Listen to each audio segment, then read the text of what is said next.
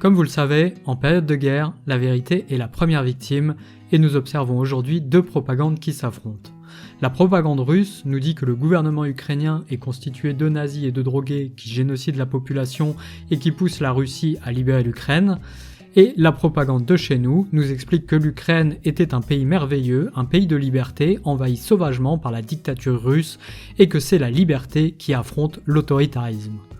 Dans le camp russe, on interdit les médias occidentaux en les qualifiant arbitrairement d'outils de propagande, et à ce propos, une loi sur les fake news prévoit même jusqu'à 15 ans de prison pour quiconque prétendrait que l'opération menée par l'armée russe est une guerre.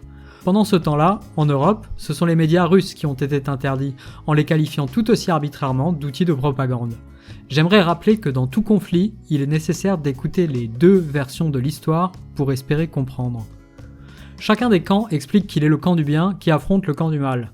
Je vous présente ici des sources qui, j'espère, mettront tout le monde d'accord pour comprendre la situation.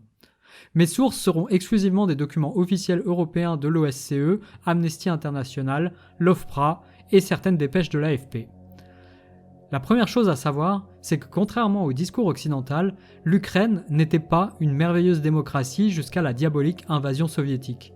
En effet, une délégation de l'OSCE est sur place depuis 2015 pour relater les combats qui s'y tiennent. Il s'y tient en effet une réelle guerre des tranchées dans lesquelles s'affrontent l'armée ukrainienne et l'armée des territoires indépendants du Donbass.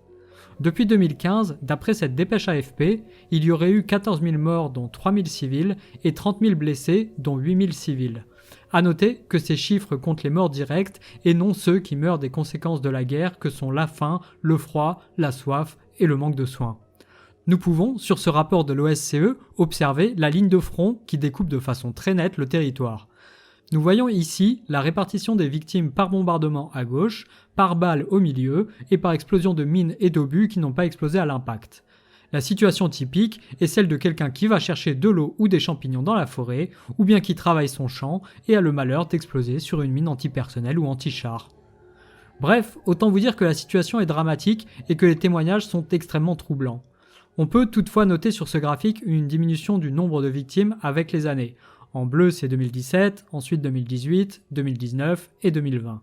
Cependant, ces chiffres sont à prendre avec des pincettes car ce ne sont que les blessés directement confirmés par la délégation de l'OSCE qui nous explique dans les documents qu'elle a eu de plus en plus de mal à se déplacer sur la zone, devant souvent utiliser un petit avion qui était parfois pris pour cible par les belligérants. Sur cette photo, vous pouvez voir une image d'un soldat de l'armée ukrainienne qui tire sur l'avion de l'OSCE. Une information intéressante pour imaginer la situation est ce que l'on voit sur ce graphique. Le nombre de violations du cessez-le-feu par an. Comme vous pouvez le constater, on parle en centaines de milliers par an, c'est-à-dire des centaines ou des milliers par jour. Bref, les gens qui sont restés vivent au milieu des balles et des obus depuis 2014. D'ailleurs, pas tout le monde n'est resté, puisqu'en 2019, on pouvait lire chez l'Observatoire Pharos que 2,4 millions de personnes ont quitté leur lieu de résidence et 1 million ont quitté l'est de l'Ukraine pour se réfugier en Russie. 1 million de réfugiés, dont on n'a jamais parlé. Le gouvernement russe nie avoir armé les indépendantistes, mais cela paraît étonnant que des indépendantistes puissent tenir tête à l'armée régulière d'Ukraine sans bénéficier d'un soutien qui vienne de quelque part. L'armée ukrainienne est quant à elle très largement armée par les États-Unis, comme l'indique ici l'Express. C'est d'ailleurs une des raisons évoquées par Poutine pour lancer son attaque.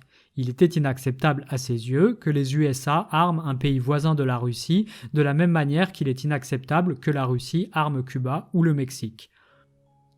Maintenant que nous avons des sources fiables qui attestent que la situation ukrainienne est catastrophique depuis longtemps avec une indifférence occidentale très étonnante, on peut s'interroger sur l'honnêteté de l'explosion émotionnelle que suscite ces jours-ci la situation ukrainienne. Le fait de polariser le débat sur des gentils Ukrainiens contre des méchants Russes a pour conséquence d'empêcher tout autre débat et de qualifier de complotiste tout débat à ce sujet.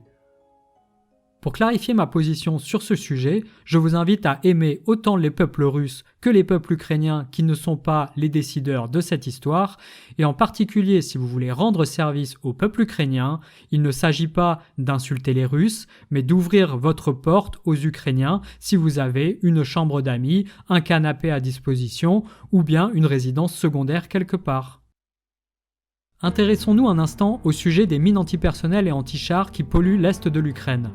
Dans ce rapport de l'OSCE, on nous indique que les mines sont présentes dans les champs, dans les bois, dans les bords de rivières et même dans les cimetières pour traumatiser encore plus la population qui ne peut même plus honorer ses défunts. Il y a des mines autour des écoles et dans les lieux de passage.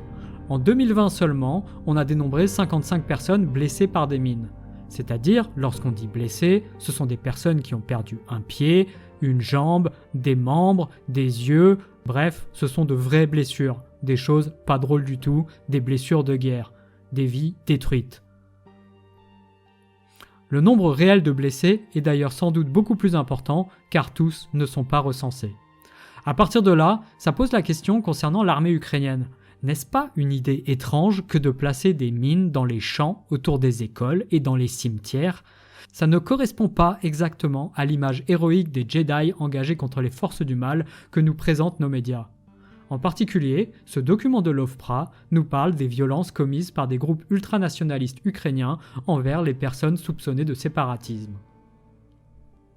On lit ici: selon l'OSCE, l'usage extensif de la torture et le fait qu'elle soit pratiquée systématiquement prouvent que la torture constitue une stratégie intentionnelle des dites institutions ukrainiennes avec l'autorisation de leur commandement. L'introduction du rapport résume les principales pratiques signalées. J'ai bien conscience que cette information peut être extrêmement choquante pour les personnes qui se sont laissées persuader que l'armée ukrainienne est une armée de Jedi en train de combattre les forces du mal, mais une information exceptionnelle mérite une preuve exceptionnelle et ici c'est un document officiel de l'AFPRA qui a été produit bien avant l'invasion russe et qui statue de façon totalement neutre sur la situation en Ukraine. L'armée ukrainienne a utilisé massivement des processus de torture qui ont été ordonnés par le gouvernement. Je vous laisse mettre sur pause ou bien consulter le document directement afin de lire les détails des tortures employées, mais j'aimerais attirer votre attention sur une en particulier. Le garrot bandériste, qui fait référence à Stepan Bandera, un criminel nazi responsable de plusieurs centaines de milliers de morts pendant la Seconde Guerre mondiale et qui est honoré en Ukraine par une partie de la population qui le considère comme un libérateur de l'Ukraine contre la menace russe. Au point que l'avenue de Moscou à Kiev a été rebaptisée l'avenue Stepan Bandera.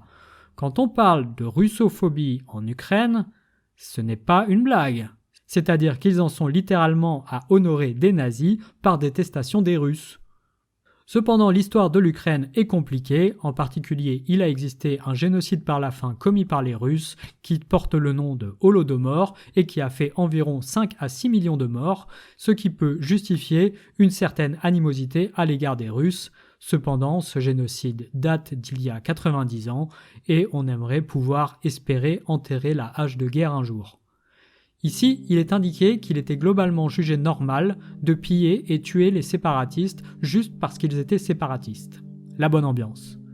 Dans ce paragraphe, on nous parle du fait que les milices d'extrême droite agressent les militants LGBT ou les militants féministes dans la totale indifférence du pouvoir, puisqu'il est noté qu'aucun responsable des pouvoirs publics ukrainiens n'a condamné publiquement la montée des violences perpétrées par des groupes d'extrême droite. Pour finir, je voudrais parler du bataillon Azov dont on nous parle ici. Le bataillon Azov torture quelqu'un jusqu'à perte de connaissance, des simulations de noyade, des injections d'on ne sait pas quoi. Ici, le bataillon Azov réitère les tortures, ici aussi, là encore. Je vous invite à mettre sur pause pour lire les détails et comment ils jettent les gens dans des fosses communes, les noient puis les raniment, les torturent à l'électricité, les violent, etc. Mais qu'est donc ce bataillon Azov tellement aimable et fantastique ? Cela tombe bien car j'ai justement un document de l'OFPRA centré sur les exactions de ce groupe de criminels ainsi que des groupes nommés Bataillon Haïdar financés par l'armée ukrainienne. Nous avons constaté que bien qu'ils se trouvent formellement sous l'autorité du centre de commandement conjoint des forces de sécurité, les membres du bataillon Haïdar agissent principalement sans supervision ni contrôle et sans que la police locale ait les moyens ou la volonté d'empêcher les exactions. Certaines de ces exactions constituent des crimes de guerre dont les exécutants et éventuellement leurs chefs pourraient répondre aux termes des lois nationales et internationales. Ici, on nous indique que la police ne peut rien faire d'autre contre eux que de prendre des plaintes car ils sont trop bien armés pour être interpellés. La police et les autorités militaires de Severodonetsk ont fait savoir à Amnesty International que 38 procédures pénales avaient été ouvertes concernant des actions alléguées du bataillon Haïdar, la plupart pour des vols à main armée. Des rapports sur ces actions ont été remis au ministère de la Défense et de l'Intérieur sans résultat tangible jusqu'à présent. La police locale déclare qu'elle est bien informée des actions criminelles commises par les membres du bataillon Haïdar, mais qu'elle n'est pas en mesure de faire quoi que ce soit contre eux. Dans le paragraphe suivant, nous apprenons que ces différents bataillons, Azov, Donbass, Haïdar et Chatersk, sont des groupes de criminels d'extrême droite à qui on a filé des équipements militaires afin, soi-disant, de protéger la population. Lisons-le ensemble parce que ça vaut le détour. Les bataillons territoriaux ou bataillons de punition punitifs Azov, Donbass, Haïdar, Chatersk, etc. sont composés entièrement ou presque entièrement de personnes à antécédents criminels, de nationalistes et membres du secteur droit, ainsi que de volontaires des pays baltes, de Géorgie et de mercenaires des compagnies militaires privées qui tendent à avoir une attitude extrêmement brutale envers les habitants qu'ils sont censés libérer. Comme les statuts et règlements hérités du ministère de l'Intérieur ne s'appliquent pas aux nouveaux bataillons, ces libérateurs emploient toutes les méthodes possibles de guerre et d'action répressive dans la tradition de leurs prédécesseurs de la division SS Galitsié de l'armée populaire ukrainienne et d'autres organisations ultranationalistes ukrainiennes de la Seconde Guerre mondiale. Les combattants d'Haïdar ne se produisent pas comme des représentants des forces armées soumises au ministère de la Défense, mais comme des troublions, des hors-la-loi et des pillards équipés d'armes automatiques. Ils ont pratiquement ouvert un second front dans un territoire paisible alors que la guerre était en cours sur le front.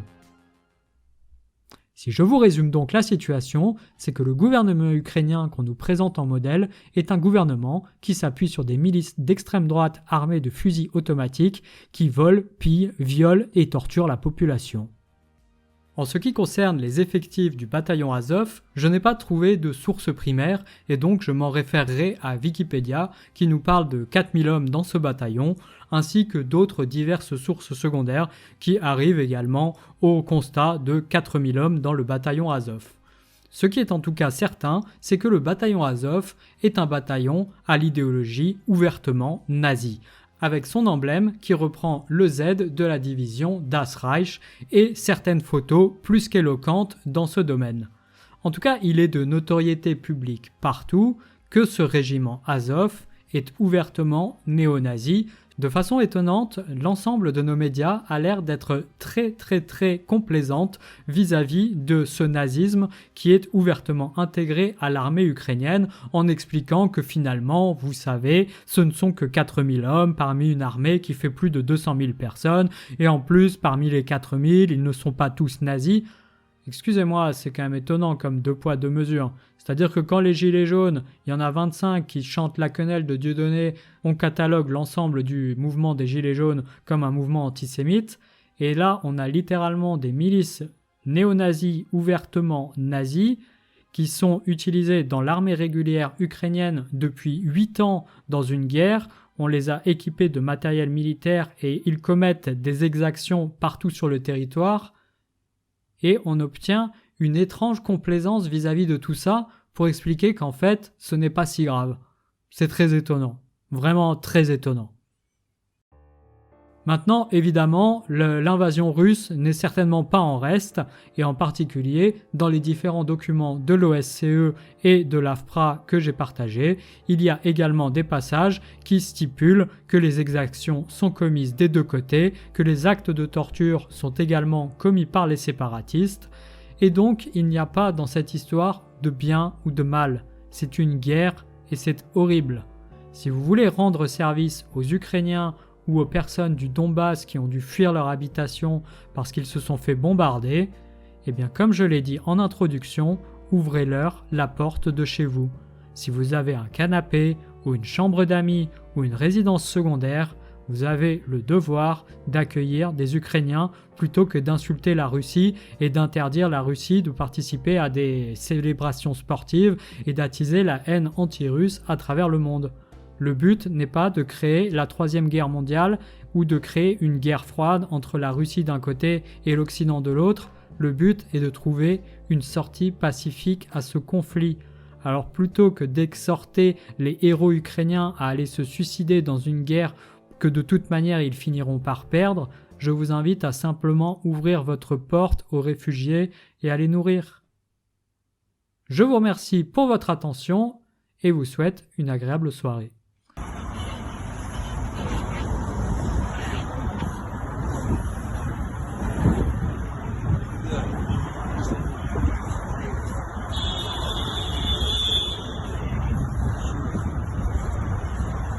Тому що у нас робота буде, у них немає.